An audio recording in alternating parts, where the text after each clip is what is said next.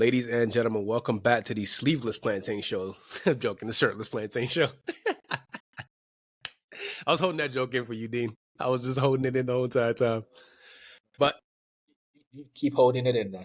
Pause. that is a crazy way to start. Today is just Dean and I. Coach is somewhere enjoying the spoils of life, aka paying for child support. So just us today. But we want to start off with a quote from a legend, and we're going to start with that. I had a good life. I think we are all scared of the day when we die, but life is about death as well. You have to learn to accept it for what it is. Hopefully at the end, people will say, yeah, he was a good man, but everyone will not say that. I hope you remember me as a positive guy trying to do everything he could. Don't be sorry, smile. Thank you for everything. Coaches, players, the crowds has been fantastic. Take care of yourself and take care of your life and live it. Bye. That is a quote from the late, great Sven-Göran Eriksson. For those of you who don't know who he is, that is the former England manager. He's managed a whole bunch of other teams as well, but he's most, right, Dean? You'll say he's most famous for staying with England, right? Yeah, probably. Between that and his time in Serie A, he sort of made his name there with Parma and Lazio. And I think the reason why, like generally we don't mark every football obituary on this podcast, and respect to the man as he's gone. We especially don't mark obituaries for the white folks because that's not our brand. But Sven-Göran Eriksson had a certain irreverence and, frankly, an unseriousness about him when it came to the way he viewed this game and maybe even life in general. And it's something that we relate to on this pod because even though football is something that we take seriously because we spend a lot of our lives on it, it's the most unserious of all the serious themes, if you will. And Sven-Göran Eriksson definitely embodied that mentality. Do you have any favorite memories of the guy? I mean, just him as England coach, man. Like everything just made me laugh. It just summed up England. I think he was a perfect England manager. He's the first foreign English manager, and just everything about it just made sense. He's like the most unserious Swedish guy ever, and put it with the most unserious European nation. It was just a perfect marriage, and he just did shit. Like he would always just do whatever he wanted to do. Obviously, is notorious for his affairs, but it was cool to see this guy who did what he did outside the pitch was still a gentleman on the pitch as well and off the pitch. So it's a cool guy, man. And I think as he accepted that he was gonna die, he just had such a cool way of just going about it. Like even when I was reading, he was just like, I found my place of resting. Like I feel like I'm at peace now. Like I'm cool with everything I've done in my life. So what about you? Yeah, I mean, to quickly reference what you just mentioned, I hope all of us as we go through life can sort of have a similarly positive attitude about death as well, because, I hope I have many more years on this planet, but I don't really, maybe I'm a little young to be saying some shit like this, but I don't really view it as something to fear because it comes for all of us eventually, So as Sven said, take advantage of the time you have and make the best of it. But as far as memories go, I would say my favorite there's a story that I think Dieter Hamann, the midfielder that played for Liverpool back in the day, said he was, I forgot what club they were at together, but he was just chilling by the pool and Sven pulls up to him to come chill by the pool. And right as he sits down, a waiter brings up a bottle of champagne and two glasses, and Sven places one glass in front of him and holds one glass for himself and pops the champagne. And Dieter Hamann goes, "What are we celebrating?" And he goes, "Life, my friend, life. We're celebrating life." This is a manager giving his defensive midfielder booze during a fucking camp because he just doesn't care. He's here to enjoy life. And I would say that's a man that probably lived and died with no regrets. And I hope we can all try to emulate that because it seems like a very positive way to go about this shit.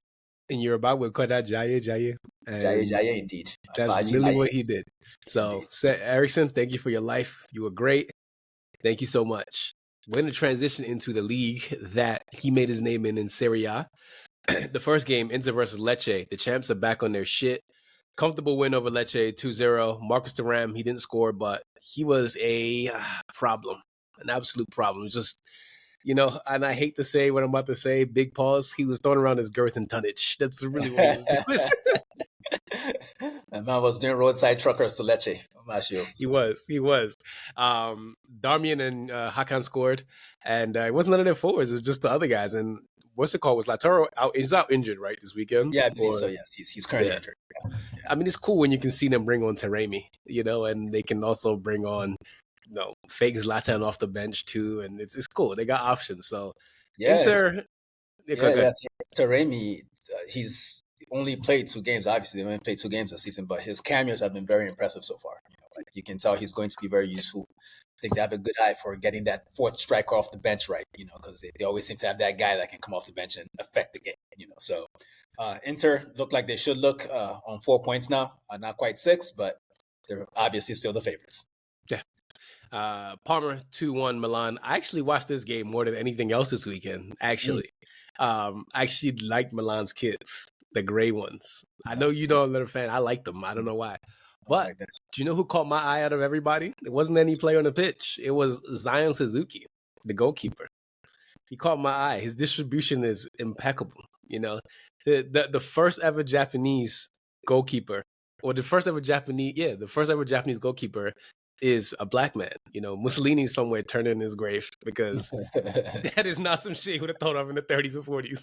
I'm not even sure they put that nigga in a grave. I feel like they just dragged him around Rome and shit. It was weird. We'll do the history pod later. But yeah, he's what you would describe as a trailblazer. Not only is he Japanese, he's black. So and American. Shit, man. Those are things we have to mention. So and good on him. Yeah, good on him for being in a very visible position. I think a lot of young folks are going to see him and be inspired by what he's doing, regardless of. I mean, obviously he has to be good to get to this level, So for sure. Hopefully he keeps going from strength to strength. I mean, he was linked with your club for quite a while. And is De Gea there, or where's De Gea? Wasn't he linked with Fiorentina? He's at Fiorentina. Okay, all right. Yeah, I mean, but yeah, Parma plays some good football. Parma, yeah, indeed, man. Like, I mean, I felt like they had the better of this game.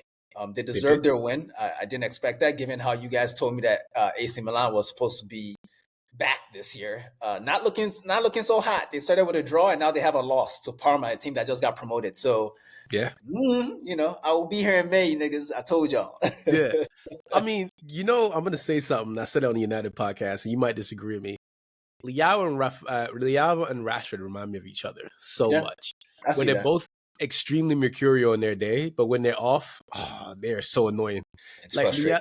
Leao had this one pass. I think it was the pass that led to Parma's winning goal, where he tried to force the ball and they countered them and they scored. I was like, why do you do these things?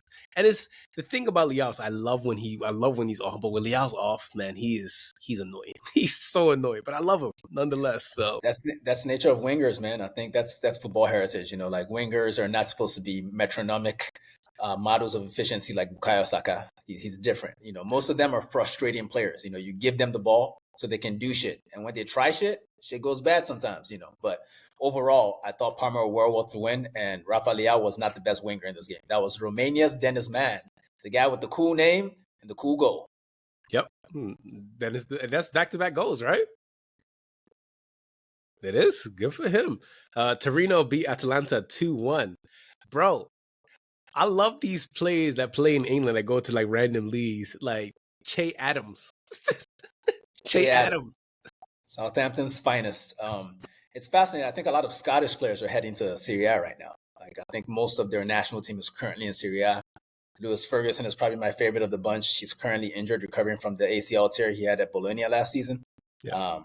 But yeah, it's a good spot. I mean, you have to, like people. I forget where I heard this quote about the game in general. Like, players don't fail in the game; they find their level. So Che Adams has been a mostly frustrating striker of a championship level / lower Premier League quality for the past couple of years. And now he's at Torino looking like he might be a problem. The same way Ole McBurney went to Las Palmas and made coach's day, actually coach is on vacation in Las Palmas right now to go watch his homeboy. It's crazy. But yeah, Che Adams, man, if he shows up in Serie A and starts doing bits, as much as I want to say he found his level, it does make me question the strength of this league in general. Because Che Adams, man, like, come on, man, that motherfucker he couldn't score in a whorehouse, man. Like, come on, man, crazy. Yeah, and that whorehouse is Old Trafford. real leaky in that whorehouse, isn't it? Speaking of Old Trafford, McTominay's apparently new team, Napoli, beat the piss out of Bologna 3-0. Continent bounced back with a comfy win in the CL team Bologna. Kavicha was very dominant. That assist he had, man, that assist was disgusting. Yeah, I didn't watch this game. I only saw the highlights, so I'm not quite sure if Conte is doing anything new or different here. But from what I could tell, all the moments, including the goals and assists that he had in this game, all those moments seem to come from the middle of the pitch. He wasn't really on that wing that he usually is on. He was in the center of the pitch, So I think maybe Conte is using him in a more central role, especially with Osimhen being gone and him planning to bring in what is basically a backboard in Lukaku, to be the front man. So maybe he's trying to change his position, and it'd be nice to see Kvaratskhelia in a different role, if that's the case. But that's what it looked like in this game. Yeah, so they play a 3-4-2-1. Okay. Obviously, So Moretz in goal. You said what? He's one of the two then. Yeah. So it's him and Politano with Raspadori up top with Oliveira and Masuashi on the right, and then Anguissa and Lobotka in the midfield. So, I mean, Conte loves his back three, man. He just loves that shit so much. So, I'm excited to see what's it called does. Oh, they got John Lucchini. That's a big pickup. That's a big pickup because it's interesting. A lot of Serie A watchers that I follow on Twitter, they were very complimentary about Bologna last season for obvious reasons. Thiago Motta, Calafiori, but the guy that got the most props was actually Lucumi. Yep. Of the defenders, more so than Calafiori. Maybe my club Arsenal just fell for the handsome aura and they missed out on the actual talent. But we'll see how he does at Napoli. Hey man, sometimes we just need a pretty face in the building. It happens. Amen to that. That's why you got a job. I mean, that's why you got a job. Hey. Verona and Juventus 3-0. Like I said it last year in the podcast. Thiago Motta's like that, man. He's just great. He came in. It was the first game that I watched last week that Juventus played. I was like, oh, they got a problem. And the thing is, their bench is not that thin. Their bench is thin now because they got a lot of injuries, so they're trying to bring in some new faces. But yeah, he's got it right in the first two games, and I'm very impressed. Yeah, he's God bless him, man, but he's kind of making Juventus likable, and I don't like that. I don't like that at all. Like, it's going to be hard not to watch them, given everything we know about how he sets his teams up, given everything we've seen so far this season, and the fact that he trusts youth. This Mbangula kid that's started the first two games, he is incredible. He is killing it on that left wing. So I can't wait, and he's black. So I can't wait to see how he develops. But Vlahovic was really good in this game. He technically, to my mind, scored a hat trick. Because he scored a penalty, he scored his own goal. Then the goal by the debutant, Savona, I believe the name was. Yeah. Like, it was a header, a looping header that went in the net, but the defender probably clears it if Vlahovic doesn't block him off with his body. So technically, Vlahovic had at least a goal and 2 assists, if you want to count it that way. Which begs the question, Tosin, who do you think wins top scorer in Serie A? We got Vlahovic, we got Lautaro, defending champ. Retegui already has 3 and 2. Or is it someone else? Who do you think is winning this Coppa? I'm always going to bet on. I'm always going to bet on Lautaro, man. That's my guy. That's crazy, man. I remember when he wasn't your guy. Things have changed, man. Things don't change. Hey, listen, he done scored. Listen, I said it like he's a top 5 striker in the world because he's scored at least 20 goals in the last 4 or 5 years, at least 20 each season. So I'm not gonna bet against him. But if anybody does outsurf him, it'll probably be Dusan. Dusan looks like he's got a whole new lease on life now. Yeah. So he's got a new coach. Yeah, Dusan will be my pick because I just think he's in a system that favors his strengths. If Thiago Motta is going to do one thing, he's going to maximize the talent that he has. See Bologna last year, see them this year. Yeah. Speaking of talent and coaches who are former midfielders, Cesc Fabregas' Como they tied Cagliari 1-1. They got their first point thanks to a Catrone away goal, Patrick Catrone. But Dean, question for you: Do you think Como's going to stay up? I can't call it, man. Truthfully, I don't really know enough about them, and I haven't watched them enough to say anything. But I will say, because despite the history, and I know he's a snake to Arsenal fans, it's hard not to root for a former midfielder going into coaching. If I can root for Thiago Motta, I can root for Cesc Fabregas. I want to see how he does. I want to see how that project goes. Because they've definitely made some noise in the larger culture of the game in general, from the jerseys they used to have to the people that are currently there, like Rafa Varane. And I think Dennis Wise was involved until very recently. He didn't like the direction the team was going in or some shit like that, and he dipped. But generally, they feel like one of those culture teams. So I'm curious to see how they do. I don't know if they'll stay up, but I kind of hope they do, because there are other teams in Serie A I care much less about, for sure. Yeah, I mean, they got Alberto Moreno, Pepe Reina, Sergio Roberto, Nico Paz made his debut today. Maxi Perron is over there as well. So Ali Jassim, they got him as well. So they got some players over there, man. Belotti's up there, still not scoring. And they play a very interesting formation. They play a 4-2-2-2. Cesc is such a hipster. That's fascinating. He trying to be a Red Bull nigga. Okay, we'll see how it works out for him. Yeah. So that's Serie A for you. So let's go over to the Bundesliga. Leverkusen and Gladbach.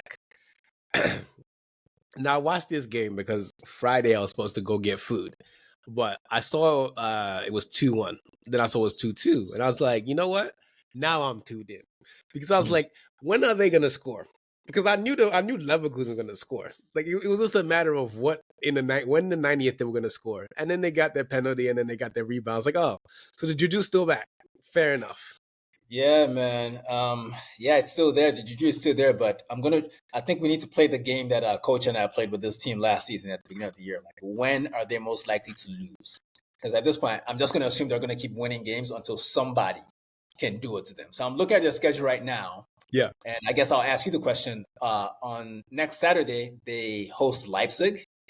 Then after that, after the international break, they go to Hoffenheim, Yeah. and they host Wolfsburg. Then on September 28th, they go away to Bayern. Which one of Okay. those games do you think they're most likely to lose? The Leipzig None of game, them. Bayern game. None of them. You think they're really going to beat everybody? I think they're gonna lose to some random team like St. Pauli. Well, they do have a cup game in the middle of those fixtures I mentioned on Wednesday against a team called Carl Zeiss Jena, which sounds like a fucking eyeglass manufacturer or some shit. So maybe Ooh. you'll be that. It Maybe might. then. It might. It sounds like that. It sounds like a game they would lose. That's some shit Real Madrid would do. Yeah, Carl Zeiss Jena. What is Yeah, this? that's when they get their what's it called? That's when they're gonna go re up on their juju. They'll lose to someone like that, and they'll go back to these looking.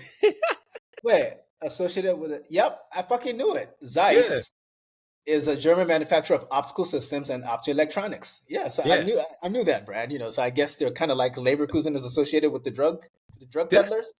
These guys are yeah. associated with vision. So So we got aspirin versus eyes. yeah. So I'm gonna go put my rent money on that. Try to get rich in America. But yeah, I mean, listen, Zabi's guys. It's really not much to take away. Oh, I will say, what's it called? Goal. Granit Xhaka's goal was so impressive. Every weekend we see ridiculous goals, and that this is definitely an early candidate for goal of the season. And he scored it against Gladbach, which happens to be one of his old teams, the team where he made his name in Germany, the team where Arsenal purchased him from. So he didn't celebrate it, but if there was ever a goal worth celebrating, holy hell, he hit the shit out of that. But Didn't that's what did I nothing tell? new to us. That's nothing Didn't new I? to us. We've seen him do that for years and years and years, man. Didn't I say in the chat he hit a thunder bastard? I was like, nigga, I was confused because He slapped that hoe. I tried to get my uncle to watch it. My uncle choked trying to rush to the living room, and he saw it. He was like, "Oh my god!" He goes, "That was worth it." Incredible goal. Yeah, it was a great goal. Let's move on to Wolfsburg and Bayern 3-2. I saw a joke on Twitter that called Kim Min Jae and Deo Upamecano Rush Hour 4. That's not a joke. That's just racist, bro. But that's okay. Get my composure. That's so fucked up. See, my reaction to that was a joke because I had a set line, a setup, and a punchline. But yeah, that shit mad racist. But again, we're cool with it because that's what we do over here. But yeah, I don't know if they're half as successful as those guys, then Bayern will have a great season. I think. So, Yeah. what do you? How are you feeling early in the season? It's been one game. Are you still Team Leverkusen, or are you moving over back to Bayern? Where do you think I'm do you still. think do you think nature will heal? Put it that way. They have two Nigerians on Leverkusen. I'm sorry. I gotta go with my boys. So I'm All sorry. right, You know. all right. Well, we'll keep watching. Got a lot of Yeah. games to play. Freiburg and Stuttgart. Last season surprise team. They went to Freiburg and they lost. So anything you want to take away from Freiburg beating Stuttgart 3-1? Yeah, I didn't expect that. Like they looked, and I'm not trying to troll you here when I say this, but I watched a chunk of this game, and Stuttgart they reminded me a lot of Manchester United in this game, in that they suffered. I think they took the lead in this game, then they got punched in the mouth, and they just lost their head immediately afterwards and lost 3-1. Vincent Grifo was especially good for the host, Freiburg, and it was just embarrassing to watch, given the hype surrounding Stuttgart from last season. Like they're kind of everyone's dark horse for this season, based on how good they were last season. And for them to show such a lack of resilience in I didn't really consider this like a big test for them, and they failed it. So that's Yeah. disturbing. But again, early days in the season, we'll see how they recover from it. Yeah. Dortmund 2, Frankfurt 0. Jamie Bino Giddings, he scored a brace and he scored one hell of a goal. I'm not ready to commit to another Dortmund youngster anymore. I'm tired of this shit, especially another English winger. Oh man. Fool me once, fool me twice, fool me thrice, then I'm a dickhead. So I'm good. I am good. But he played well. He played Yeah, well. he looks like he has it though. He really does. I mean, this isn't the first time we're noticing him. We've talked about him on this pod before. It's been Yeah. a couple years since we've mentioned him here and there. So Hmm? it looks like he's on the right path to to being a star in this game. And that goal, it really reminded me of the I mean, this is not an iconic goal in Arsenal history or anything, but Gabi Jesus scored a goal away at Sevilla last season. Yeah. And it looked almost exactly like that. He cut in on his, strong foot from the wing and hit it from a really acute angle. And the shit just looks really good on camera. So Yeah. that's another contender for goal of the weekend. But I'll still take Xhaka over that one for sure. Sometimes you just need just aesthetically pleasing goals. It just makes you just feel good. Yeah. I need that every day. Not sometimes, every day. Give me Every day. aesthetically pleasing goals all my life. Love that shit. I know we didn't mention this game on the agenda, but Antonio Nusa scored over the weekend, scored a winner for Leipzig, and good finish from him. I know he had he was linked to Premier League like last year, but they found like a stress fracture in his back. So I hope the kid gets wiped because he's a talented kid. Nusa's very talented. I'm assuming that if Leipzig took the punt on him, then he must be healthy. Yeah. Because these things pop up. These are growing athlete bodies. Shit happens during medicals. A lot of shit happens during medicals that they don't even announce. They just buy the player anyway. They're like, oh, we can fix that. So you don't. So it's not. It's nothing to worry about. He'll be fine. I think he'll definitely make it somewhere in this game for sure. Leipzig rarely miss on their recruitment. Yeah, with the medical thing. Shout out to Lenny Euro's metatarsal. Let's go. Oh, man. Let's go with the La Liga. Barcelona beat Bilbao 2-1. Lamine Yamal scored Jesus Christ, Lamine Yamal scored a banger. His homie Nico Williams got booed. Kubarasi is just... Barcelona fans could not wait to boo a nigga. Ugh, disgusting. Disgusting. Because what? Because he stayed at home. He didn't want to come to you bums. Like, even if he came over there, could you even register him? Fucking bum ass niggas booing the nigga and shit. Fuck out of here. Danny Olmo just got registered because of a technicality. Yeah, like they only managed to register him because someone else got hurt. So what happens when Christensen gets healthy? Like, now he just can't play because he was hurt at the wrong time. Nasty fucking club, man. Nasty club. Anyway, if y'all keep being nasty, be nasty enough to let Rafinha go, so my team can holler at the nigga. But I don't know if Laporta listens to this pod, but if you're listening, please, my friend, we need that depth in front, so let him go. Kubarasi, gave away a rash penalty. Barcelona got their winner. Lewandowski, 5 attempts, 1 goal, so good for him. But 2 wins out of 2. Barcelona de la Masia keeps pumping out talent. The new one now is Marc Bernal. Yeah. What the hell is going on over in there, and what's going on with their registration?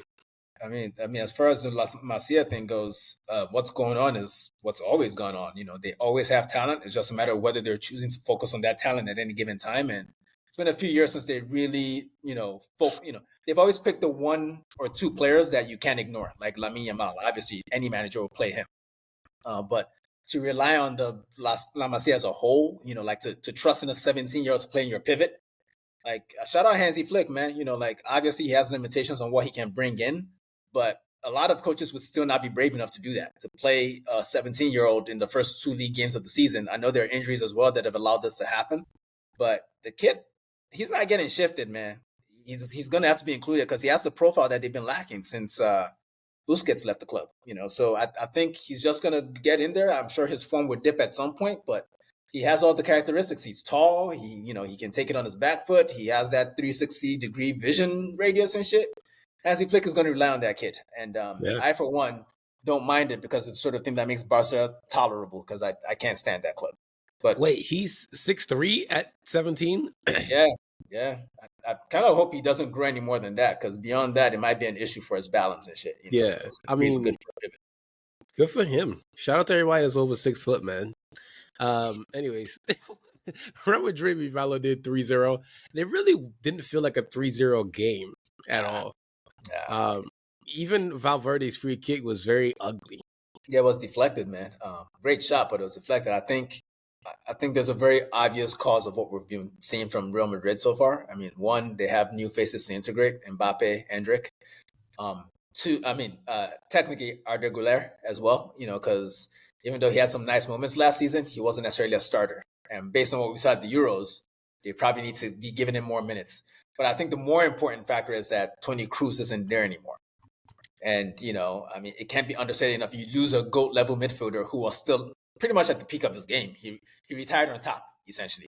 I think you can sort of see that in the lack of urgency and fluency in the performances so far this season. And I don't know. I'm sure they'll figure it out. There's just too much talent in that squad not to figure it out. They're also missing Jude. He's going to be out for a month. But shout out to his Adidas capsule.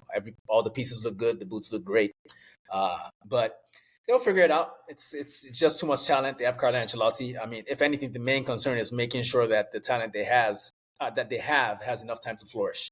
Because Endrick scored, but he only really played a couple minutes, and I don't know that those cameos will be enough to get him to the level that we hope he gets to. Because at the end of the day, we're fans of the game. We want to see players reach their potential. But I don't know that these little cameos will get him there. Who knows? The nickname for him is hilarious, by the way. What they calling him? Bobby. Bobby what? Bobby Charlton? Just Bobby, because of Bobby Charlton. Bobby? That's what they just call him. Yeah. They troll that little nigga on his post. They all called him like Jude and Vinny. They all call him Bobby Go or Bobby. That's funny. All right, we'll see how that goes. So yeah, good for him. Atletico Madrid beat Girona 3-0. They look bad, and Donny van de Beek still can't play. But yeah, we called it. I mean, like he is a money laundering device, because I can't, did that axe team really exist, or did we all just imagine it together? It was a fever dream, bro. Ridiculous, man. But Antoine Griezmann, the best game he's played in a while, because at the Euros he wasn't very good. He was probably just dead on his feet because everyone was so tired. But he dominated this game. He was a pivotal player in the game. He opened the scoring with a free kick. Was pivotal in the second goal as well. I think he assisted. Great crossfield pass to I think Marcos Llorente, and great shot to finish that one. Then Conor Gallagher got some minutes, and the crowd just loved him so much. I mean, not necessarily because of what he did, but because he had to travel back and forth like 20 times before Chelsea finally let him sign. So, when a player goes through that, the fans will pretend that he cares about their club. So good for him. It's a good start.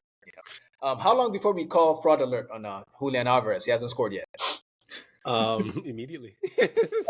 Okay, then they go fraud. $95 million of trash. Fucking Argentinian crap. Oh, let me not say any offensive shit. We're irreverent, but we're not offensive. I don't think. Villarreal and Celta Vigo happened today. That was wow. Fuck defense. That's what that game was. 7 goals. We got one in the 100th minute from Dani Parejo. I mean, they did not care.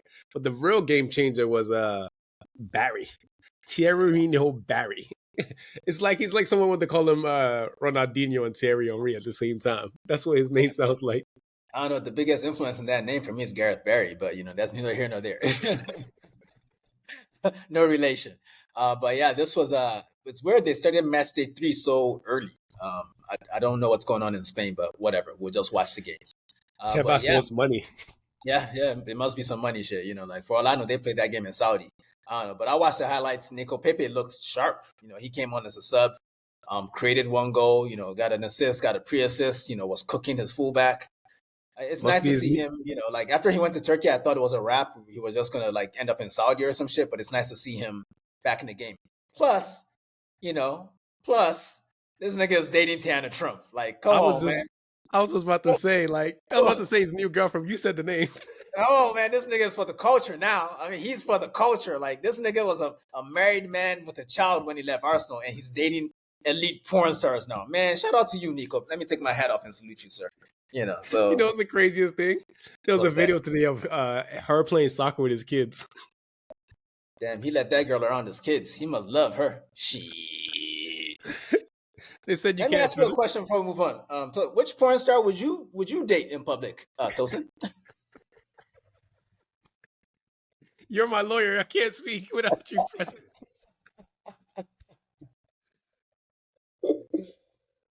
I'm not going to say anything because if I say something now, the powers that be is going to come get me. So let's move on. No comment. Let's move on then. Let's move over to France. Speaking of Brest. PSG beat Montpellier 6-0. Hey, man, look. Luis Enrique is a lot of things. A crybaby is one of them because I remember him crying. I'll never forget that. But he's not a liar. He did say that they'll be fine without Mbappe. And hey, man, hey, They're looking shit. spicy, bro. They're looking real spicy. I mean, it's what's his name? One of the veterans in the podcasting game, Bill Simmons. He once coined this theory called the Ewing theory, where a team gets better when they lose their best player, based on the fact that at one point in the playoffs, the New York Knicks lost Patrick Ewing, and somehow they played better for a bit of the playoffs. So he's been using that for years. This seems like a perfect example. Mbappe leaves, responsibility is spread among more players. Like Bradley Barcola is stepping up. The young midfielders, Florent Zaire-Emery, he's probably the star man. He's the one they probably put on the lunch boxes for the kids at this point because, young player in their academy, all that shit. Yao Neves, he looks amazing. 4 assists already. Like the stats for this team at the end of the season are going to be absurd. I mean, they're beating teams 4-0, 6-0. Man, it's great, man. But as always, the question is, what are they going to do in Europe? Because we don't care about Liga. So. That midfield moves me with Zaire Emery, Neves, and Vitinha. And then like William Pacho, he is sick. Him and Marquinhos are great together. And then they get to bring on some like Doué off the bench, Fabian Ruiz, Lee Kangen, Ibrahim Mbaye. It's like, yo, what are we doing here? PSG are finally doing what we've asked them to do. Just sign all the niggas from France, from Paris. Just do it. Specifically, like just be Paris FC. Fuck it. Like you ain't gotta do nothing else, and supplement with stars from other places like Yao Neves or Vitinha. So yeah, the team looks good. It's what we're going to be paying attention to in Ligue 1 because that's all we can really pay attention to in Ligue 1. Speaking of another thing to pay attention to, what we're not going to, Nasty Man FC Marseille beat. They tied Reims 2-2. Maybe they can calm down now. 2-2 draw at home by Reims. So. Yeah, that was a part of the plan, man. But they're so hard to talk about because their entire front line is just nasty, man. So you can't even give nobody props for real. I will say though, Wahi, he of the nasty past. He definitely, the way he played in this game makes me wonder why they didn't come up off that change for Nketiah for real. Because he's a good player, but Eddie could have missed those chances for sure. I'll tell you that much. I'll tell you that for free. Eddie could have missed those exact. If that's what y'all wanted, y'all could have got that. So the real issue is that Eddie comes from a household with love and God. And yes. He doesn't have any allegations, so he couldn't join them. Eddie has a praying Ghanaian grandmother, so they're like, nah, we don't want that. We need a nasty. They're looking at they're probably gonna end up signing Benjamin Mendy this week, knowing the way they move. It's disgusting.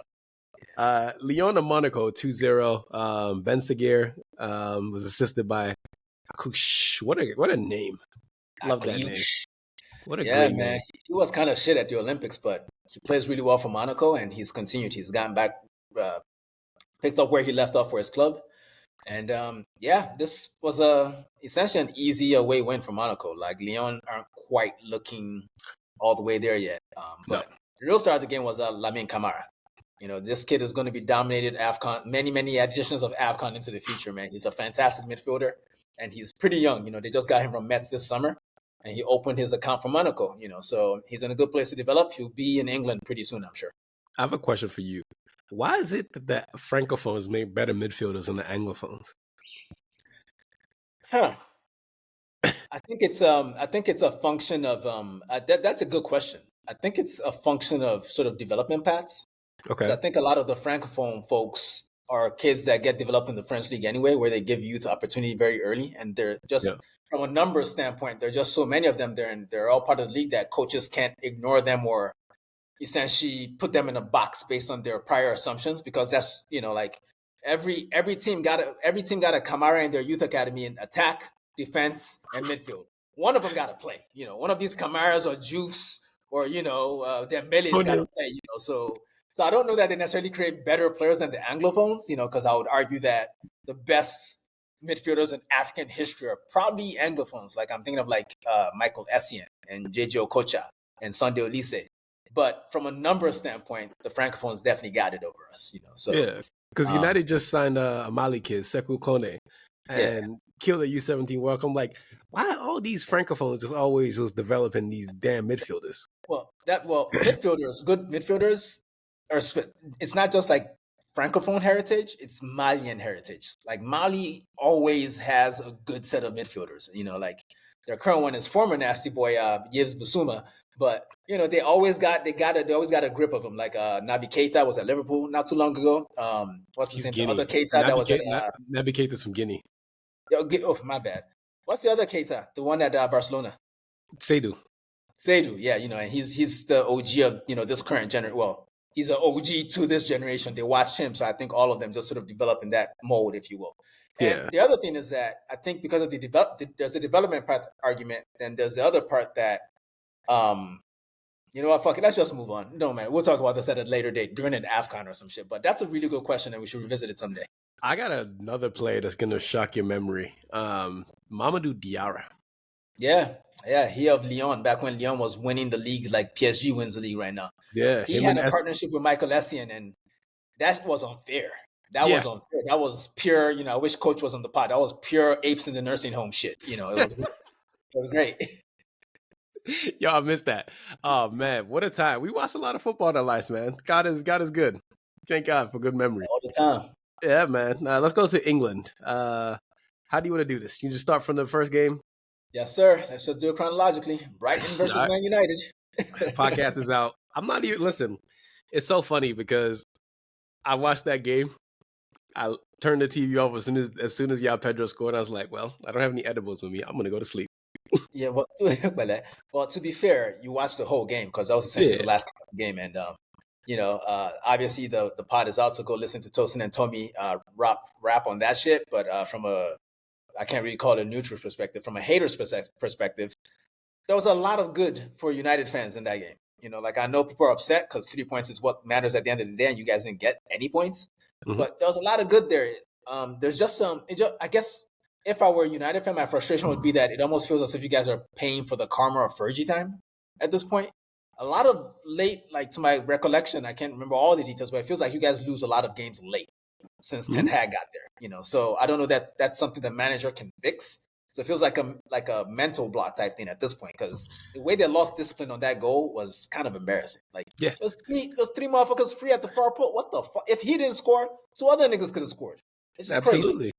I mean, the only good things I can say from that game is that both fullbacks look really good. Dalot, I mean, if you had told me, remember when we sent Dalot on loan to Milan? If you told me Dalot would have been one of our best players, I would not believe you. He's improved a lot. Mazawari looks good in the ball.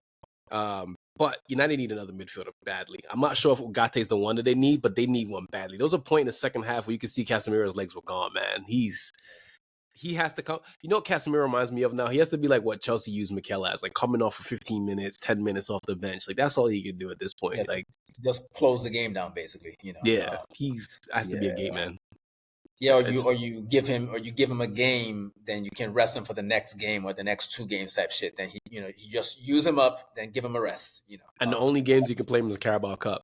But shout out to Danny Welbeck. I don't know that he's that bad yet. Like I mean, let's be respectful, man. Like I mean, he may be Bangladeshi, but still, it's still Casemiro. Please stop this. Yeah, I mean, Danny Welbeck, legend of the Premier League, man. Like Indeed. Like what did we say last week? Loved by Arsenal, loved by United, just good guy. Love everybody. All around good guy. I mean, like it's crazy how much he's achieved given the way his body failed him so much during his career. Like I didn't think he would still be playing right now, and I don't think any of us thought he'd score as many goals as he's ended up scoring in his career. And at this point, he's basically like a Brighton legend, because he's played more for them than he ever played for either one of our clubs, I think. Or at least for my club. I think this game was his it's one more game for Brighton than he ever played for Arsenal. Yeah. And when he left Arsenal, we thought he was finished in the game. He went to Watford, played like 20 games, nothing really happened there. Then he went to Brighton, and he's had a great career since then. And we're all. It's hard not to be happy for him, even if he scores against your team. For real. The thing is, Danny scored. I wasn't even mad, bro. I was like, hey, it's just Danny. It's Danny, man. It's Danny. We'll say 2 things. James Milner has been playing forever. It's his 23rd Premier League season. Impressive. And he's 7 years older than his own coach. Houston legend. Tottenham beat the piss out of Everton. Everton are really bad. Yeah, man. I think this is the season when they go. Sean Dyche, he's generally a pragmatic man. I mean, he's one of our favorite people that's not black. But I just think his pragmatism whatever. Y'all know what I'm trying to say. It's gone too far. Yeah. It's going too far because it's like, why did you start the season with Ashley Young at fullback? Like, why aren't you playing Jake O'Brien after you signed him from Lyon? Like, why are you still using all these old niggas that showed us 5 years ago that they're not good? Why is Michael Keane sit at the club? Like, what are we doing here? I know there's formula above the coach, but he's not making good decisions at the moment. And maybe there's more to it than we realize because we're not the ones at the club. We don't know what the medical things are, but I don't know. I don't like the lineups. The style is what it is, but the lineups have been dumb so far, and they've been rightly punished. It was Grace on Football who said it, how bad the 2017 summer window was. And that's the reason why they are where they are. I'm going to read this out to you. That's the window with James, right? No, that's No? not that's not. That's the one with Theo Walcott, Sheikh Tosin, Vlasic, Gofi Sigurdsson, Wayne Rooney, Sandro, Michael Keane, Jordan Pickford, Harry Onyekuru, and Davy Klaassen. They sound like 5 different 10s in one window. And I mean, I guess we have to class Pickford as a success. Yeah. But after him, I'm not really remembering any of them tearing up the trees there. Like I'm even gonna tell you how much they spent on players: $27.5 million for Sheikh Tosin, $20 million for Theo Walcott, $40 million for Gofi Sigurdsson, $5.2 million for Sandro, $25 million for Michael Keane, $25 million for Jordan Pickford, $6.8 for Henry Onyekuru, $23.6 for David Klaassen. Like, bro, some of these niggas not even in the game no more. Like, they're not even playing anymore. And Michael Keane is still there, giving away goals. But let's give Tottenham some props. We'd expect them to beat a team in Everton's shape at the moment. Yeah. But they saw their food and they ate it and they finished it. But Heung-min Son, man, he was the perfect example of something I've always hated in the game. When someone assists you with a great effort, like whether it's a great run or a great pass, and you just run off to go celebrate because all you had to do was fan, you run off like you're Jesus Christ and you got your arms out like, I did this shit. It's like, nigga, give your teammate props before you start doing all this fucking praise and worship shit for yourself, man. Like fucking Mickey Van de Ven ran that shit 70 yards and just handed it off to you and you finish the chance and you go do all this shit. The nigga had to tap you on the shoulder for his own props. That's disgusting. Come on, man. You're supposed to be humble. I know that's a racist stereotype about your people, but be humble, nigga. Fuck. What about Wilson Odegaard? How do you think he played? Great debut. I think it's one of those things where Ange knew that Dyche was likely to make a bad selection decision in the fullback areas, and he was like, "This is a good place to give this kid his debut." And he was cooking all day. Like he looks like he might be somebody, but it was against Everton, so yeah. we'll have to see later. But there's definitely talent there. We saw it last season for Burnley as well. Crystal Palace and West Ham 2-0. And Wan-Bissaka made his debut. Looked good on that right side, set up a goal. Souček and Bowen scored. Kudus is not playing the left, Bowen on the right. Paqueta and Souček in the middle with Guido Rodriguez behind him and Antonio up front. Crystal Palace has been looking a little bit shaky. Adam Wharton's been getting kind of pushed off the ball a little bit lately. Mark Gahey's futures in up in smoke. So yeah, I don't know. Yeah, I mean it's early days, and I think they ended the season well, so we kind of have moved ahead to the stage of Oliver Glasner is a decent coach or whatever, but I think he still needs time to put his philosophy in place, especially since they've lost essentially their best player from last season, and Michael Olise. And then they might be losing their best central defender. So I think we probably need to give them like a month. One, the window needs to close, then 2, the coach needs time with the players that he does have. Then we'll see where Palace are at, but. Generally, it's Crystal Palace. They're going to finish with like 40-something points. Yeah. That's what always happens. They'll be like somewhere between 12th and 16th, and they'll have 40-something points. So I expect that to happen again, but I wasn't very pleased with this performance this weekend. West Ham are not good enough to be whooping y'all like that. What'd you make of the Paqueta thing, where he did the Zaire 74 shit? He's not a real person, man. In his head, he just lives in Paqueta Island. That's all he does. Island, for real, man. And shout out to I think Souček and some of his teammates for saving that ball boy when the stands collapsed during the goal celebration. Like the West Ham fans ran towards the players to celebrate, and they hit over one of the advertising boardings, and there was a ball boy there, and the thing fell on him, and the players actually lifted it off him to make sure he was okay. So shout out to them for being aware of their surroundings and saving lives and being pretty cool about it. And of course, they got the win as well. So good for them. 1970s, 1980s England is back, baby. Yeah. Hooligans. Ooh. We back. Nottingham Forest beat Southampton 1-0. Southampton's probably going to get relegated, aren't they? You know, that's a team that probably should have come to Arsenal with like 50 million for Nketiah, because what they need is a striker. Yeah. The Russell Martin is coaching a hell of a job. They just don't have anyone to put their chances away. So they need to go invest in somebody that can maybe convert some of these chances, and they might stand a chance. Yeah. But truthfully, you know, I'm not going to give Nottingham Forest too many props either, because, you know, they should be beating Southampton. Yeah. Someone said Ben Barrington Diaz changed his last name like we won't notice he's not rubbish. People are mean. These are professionals. Leave them alone. What do you think about Morgan Gibbs White, by the way? Fantastic player. If I think at the beginning of the summer, when Arsenal fans were thinking about what they wanted in their midfield over the summer, he was definitely a name that was making the rounds, you know, and I wasn't mad at that at all. He's a very good player, good leadership qualities, always stands out in every game, even if his team doesn't get a lot of the ball. He's going places for sure. I had a crackhead take last year, and I still stand by it. If and when we do get rid of Bruno Fernandes, I would love to have Morgan Gibbs White at my club. That's not a crazy shout.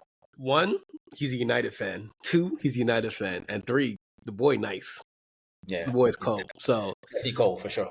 Yeah. Who else played this weekend? A lot of games. Fulham, Leicester City. The Arsenal boys scored, and they won the game. Yes, sir. I'll let you take this one. I didn't.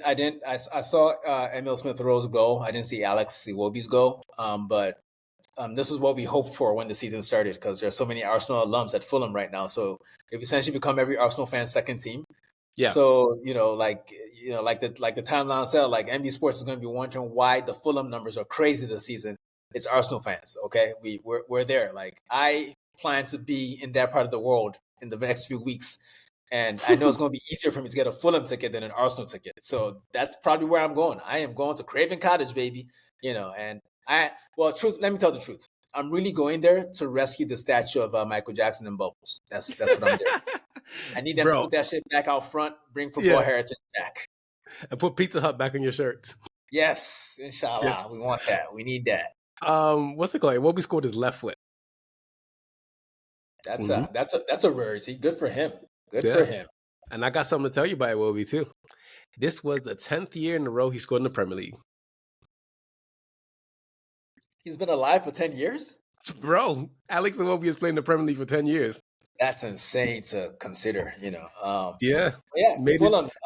Fulham, very impressive. I think I was reading an article today where they mentioned, I think he got interviewed for the job at United this summer, actually. And he wouldn't be a bad shout. He's always been a decent tactician. He's just never really had the horses, you know. So I think at some point, if you guys decide you want to go with a manager with hair and it's not Van Nistelrooy, because I don't trust Van Nistelrooy, because 1, he's a liar and a cheat, as you all know. And 2, he got them fucking fake Muslim glasses, you know, that niggas be wearing at court and shit, you know, acting like he's smarter than he actually is, you know. The one that Malcolm X wore? Yeah, them shits, you know, like fucking fans chant his name. I know he's there to plan a coup on Ten Hag. I know what he's there to do. He's a piece of, this nigga don't coach his own team talking about he trying to be an assistant. He's a piece of shit. I know what he's doing. He's there to take Ten Hag's job. He's there for the job. I love him. And the thing is, he's got more handsome, he's got older as a silver fox now. Like, I know what you are. trying to be offside trap. That's what he's trying to do. Trying to steal a man's job from under him. I'm just help y'all then pause that. You know, let's move on. Hey, look, he's a handsome guy. It just is what it is. Man City, it switched. Haaland scored a hat trick. I have a bone to pick with myself. Leave Davis defending is not good. I find myself for that. You are right. I find myself for that. Well, to be fair, I just didn't know about him. I was just talking based on the level. Like, you can't draft a nigga straight from the championship to the national team because this is not 1982 anymore. You know, that's all I was saying, and you know, it's now showing. You know, but then again, he's had some very hard tests. He started against Mo Salah, and now he went up against Savinho and Man City. Like, that's a hard test for any young fullback to deal with. You know, but for sure.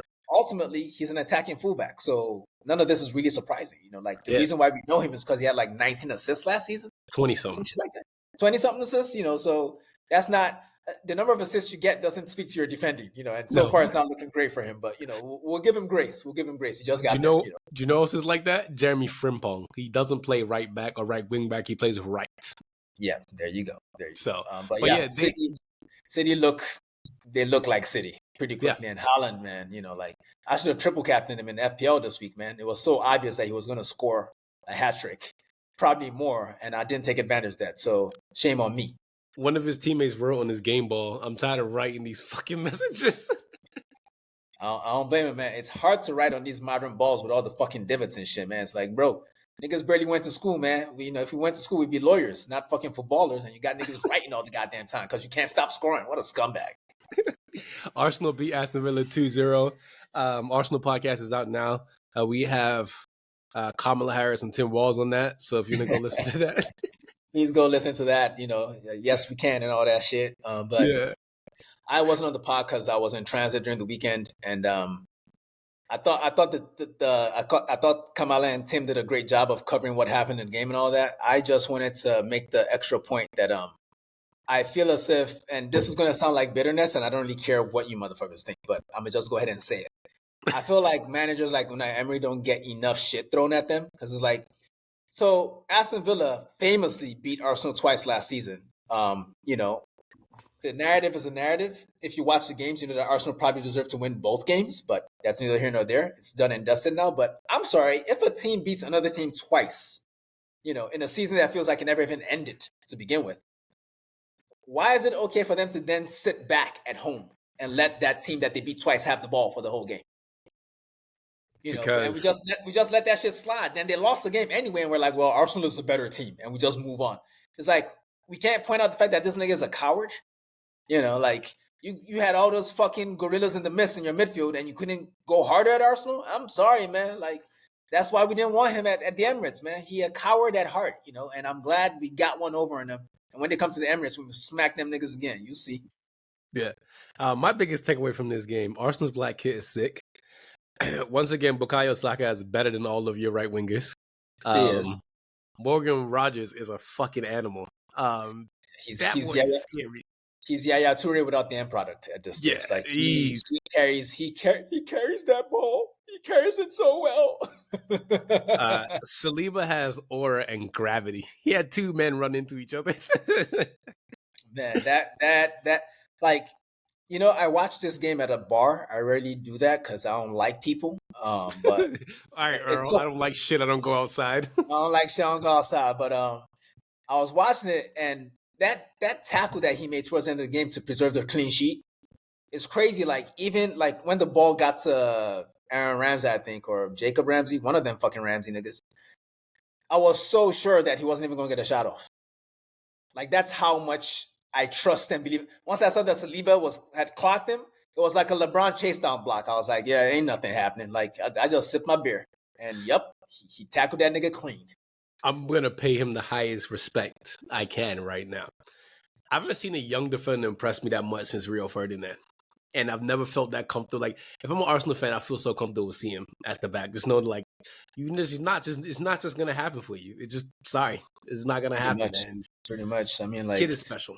I think, and just as a larger point before we move on, I think I think the very best teams always have like an identity. Like the best clubs have an identity. There's just something that's known about them. Like, for instance, Man City have been very dominant in the game recently. Their identity is 115 charges. Like, Chelsea's identity is chaos. United's identity is, leaky roofs and shit. But I think with Arsenal, Arteta has kind of gone for more of a, we're the most physical motherfuckers in the league type shit. Yeah. And he just keeps buying all these 6-footers, and it's just a big ass team. The skilled motherfuckers are 5'10" or whatever, but everybody else is 6'2" minimum. Yeah. And last bit, shout out to Ben White. Like, everyone needs a big brother like that in their lives. Hey, listen, John McGinn, that's what you get. Scottish cunt. Can't stand that prick. Bournemouth and Newcastle was 1-1. Joelinton basically clotheslined somebody in this game, which is obscene. Bro, I feel like every season Newcastle get these ref breaks where their players do this violent shit. Last season was Bruno Guimaraes elbowed Jorginho in the head. Yeah. VAR didn't look at it. He didn't get a yellow. Nothing. It's crazy, but yeah. I don't really know what to make of the game. Really, I think Bournemouth should have won it. The goal that got disallowed at the end felt like one of the reasons why a lot of people are not fans of VAR. You know, like just real nitpicky shit, like removing the thing we like most about the game: goals. Like when in doubt, earn the side of allowing a goal. I feel like For goals sure. are so rare and they're so special. Let them stand when you can, instead of looking for the tiniest. Like, oh, the ball hit him on the lower fifth ward of his shoulder. And I mean, get the fuck out of here, you fucking nerds. Speaking of goals that are rare, Chelsea and Wolves had 8 goals, 6 of them from Chelsea, 2 from Wolves. This is basically a basketball game. I know one of the homies mentioned us on Instagram, talk about Chelsea. No, you played a basketball game. It happens. Shut up. Like, yo, we're supposed to give you props because you did one good thing for the first time in like 18 months. Like, nah, nigga. Like, like you, like, put it this way: when a man on your team calls a city shit, goes there, bangs a hat trick, then apologizes for calling them shit, that's fucking awesome, and you should be happy. But remember, all 3 of those goals were the exact same goal. Do you think other Premier League teams aren't going to see that? Do you think that's going to happen again in the next month? It's not. Okay, so unless something else happened in that game that I didn't see that was really good for Chelsea, because Wolves created as many chances as Chelsea did. They just didn't convert. So if you think this basketball shit is sustainable for you, nigga, then by all means, keep talking shit on our Instagram. We love you, but you niggas not doing shit this year. And, you know, that's on Crip, on Blood, everything. Fuck you, bro. On GD, on Vice Lord, on phone them niggas. All that shit, man. You're not doing shit this season. Liverpool beat Brentford 2-0.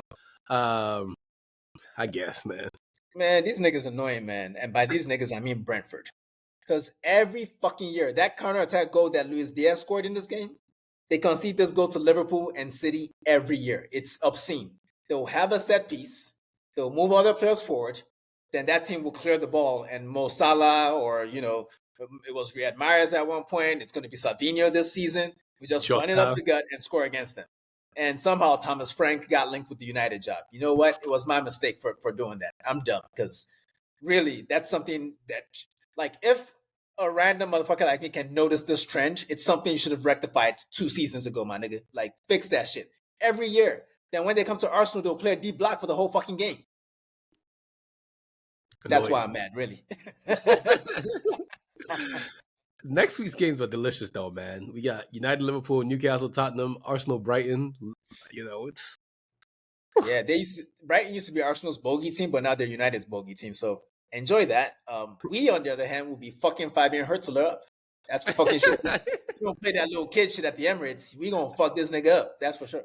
I will say on Brighton real quick. Hurtler, he hasn't really changed much from De Zerbi, to be honest. No, he just has some different players, and I guess he's just brought a new energy, because De Zerbi clearly didn't want to be there for the last 6 months. You know, he was just like, you know, fuck you, pay me, whatever. So I think just a manager that's enthusiastic and happy to be there, kind of like when Ange got to Spurs, is just enough to make a change. You know, so Brighton will be good this season. For sure. They got a lot of depth too. I mean, I mentioned on the podcast, like, you can bring on Ruta, you can bring on Adingra, you can bring on Babel on the bench. That's Arsenal needs to holler at them about one of them motherfuckers, man. Maybe Adingra. Like, he could be useful. He could be useful for sure. You know who I'm low-key sneakily want at United? I want Ademola Lookman at United, but that's not gonna happen. Probably not. I don't think, based on the price that Atalanta is quoting, that's not really business you guys can do this summer. No. Maybe down the line, who knows? Hey, man, we sold £100 million worth of players this summer, bro. That's crazy, man. I'm really proud of you bums. Real quick, we want to stay consistent with this all season. The fantasy league. Let's see what the standings say. I am currently in the 56th position, but it's only week 2, so I'm not tripping about it. But in number 1, we have Jack's WHU, which I think is West Ham United, managed by Darren Gardner, currently leading the league on 170 points, followed by Reservoir Dogs, being managed by Ogundare Tim on 169 points. Nice. Very nice. And best name of the top 3, Cesc and the City, on 169 points, also managed by Jacob's Shadow Man. Man, this nigga got the double-barreled name, man. We know where the fuck you from. We know what you are, bro. But yeah. Cesc and the City at 169. That's very nice. It's very nice. It's the fourth name, it's managed by OT Silla. I ain't gonna mention it this week, but that shit nasty, bro. Change that. Change that. You real nasty with it. I'm gonna report you to the police. Fuck all that. What's But the name? no, it's not just the name. This shit is nasty. Gotta go. You say it. Please say it.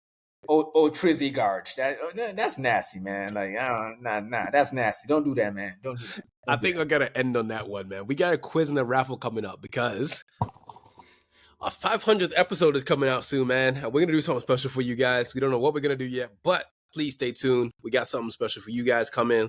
Really, really appreciate you guys for rocking with us and just staying, just listen to us all the time. You guys don't have to spend your time with us, but you do. We appreciate the hell out of you for that. So 500 episodes is a lot of editing, a lot of talking, but we appreciate you guys for listening because we love football and you guys clearly love football too. So yeah, we appreciate all of it. The usual: like, share, subscribe, review, all that shit. We're trying to grow this shit. We're trying to grow with you. We want you to grow with us. Again, thanks for the support. And once we figure out the logistics and details of what we're going to do for that 500th episode, we'll let you guys know. But keep listening because it's going to be a quiz. So you're going to have to answer some questions to win some shit. That's for sure. Yeah. But for myself, Tosin, and Dean, we're out. Everyone take it easy. Peace. Peace. Take a shot.